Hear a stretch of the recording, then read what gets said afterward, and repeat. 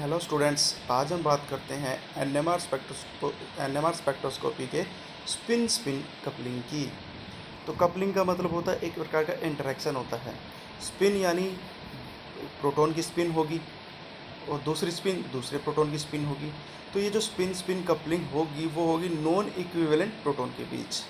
तो spin coupling क्या होती है कि दो नेबरिंग प्रोटॉन्स यानी दो नॉन इक्विवेलेंट नेबरिंग प्रोटॉन्स जिनके स्पिन में इंटरेक्शन हो उसे हम बोलते हैं स्पिन कपलिंग। और इसी इंटरेक्शन के कारण एनएमआर का सिग्नल क्या हो जाता है, स्प्लिट हो जाता है। तो कह सकते हैं कि एनएमआर सिग्नल की स्प्लिटिंग होना ही स्पिन कपलिंग कहलाता है।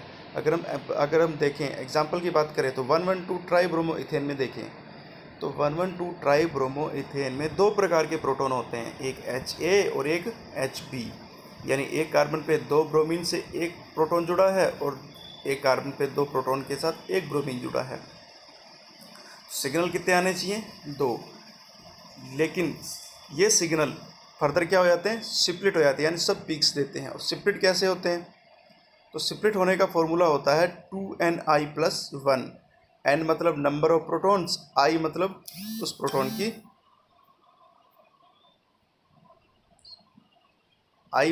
प्रोटॉन की न्यूक्लियर मैग्नेटिक क्वांटम नंबर, यानी प्रोटॉन की न्यूक्लियर मैग्नेटिक क्वांटम नंबर क्या होती है? हाफ। तो इस फॉर्मूले से रखकर हम सिग्नल की स्प्लिटिंग को बता सकते हैं।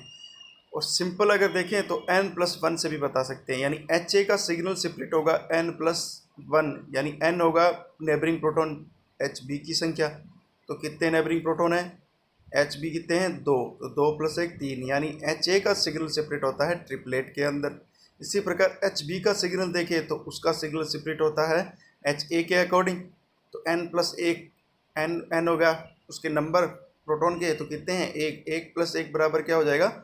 2, यानी कितने में सेपरेट हो जाएगा? डबलेट के अंदर। तो HA जो देता है वो देता है ट्रिपलेट और HB जो देता है वो देता है डबलेट। और अब इनकी केमिकल शिफ्ट क्या आएगी वो डिपेंड करती है अदर फैक्टर से, electronegativity, inductive effect, hydrogen bonding, इन्हीं पे इफेक्ट करती है।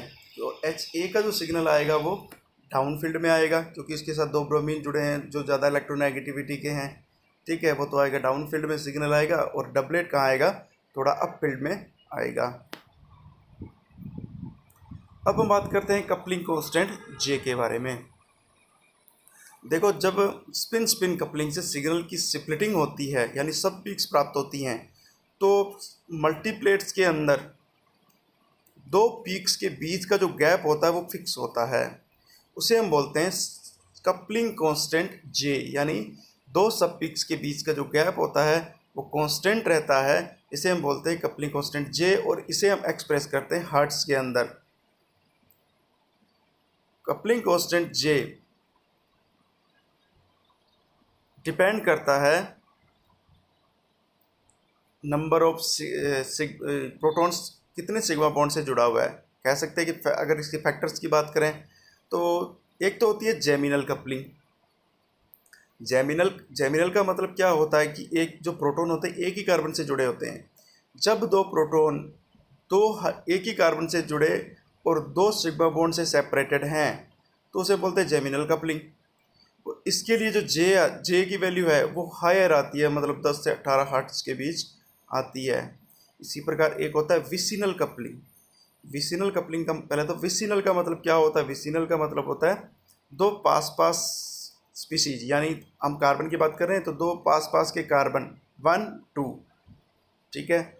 और जब दो पास कार्बन के ऊपर दो प्रोटॉन 3 सिंगल बॉन्ड से सेपरेटेड हैं तो इनके बीच जो इंटरेक्शन होगा उसे हम बोलेंगे विसिनल कपलिंग।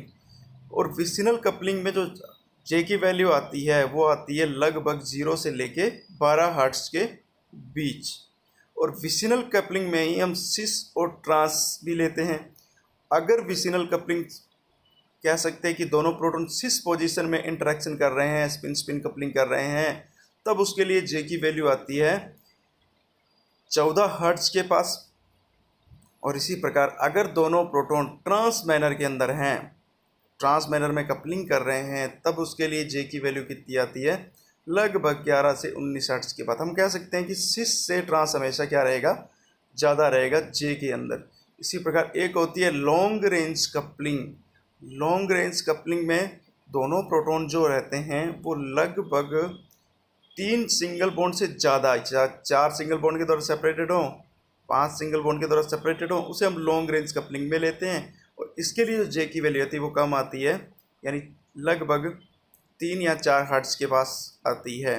तो हम कह सकते हैं कि कपलिंग जे की वैल्यू डिपेंड करती है कि दोनों प्रोटॉन्स के बीच की सेपरेशन कितनी है, दूरी कितनी है, उस पर जे की वैल्यू डिपेंड करती है। जे की वैल्यू एनएमआर स्पेक्ट्रोमीटर पे उसकी स्ट्रेंथ पे डिपेंड नहीं करती।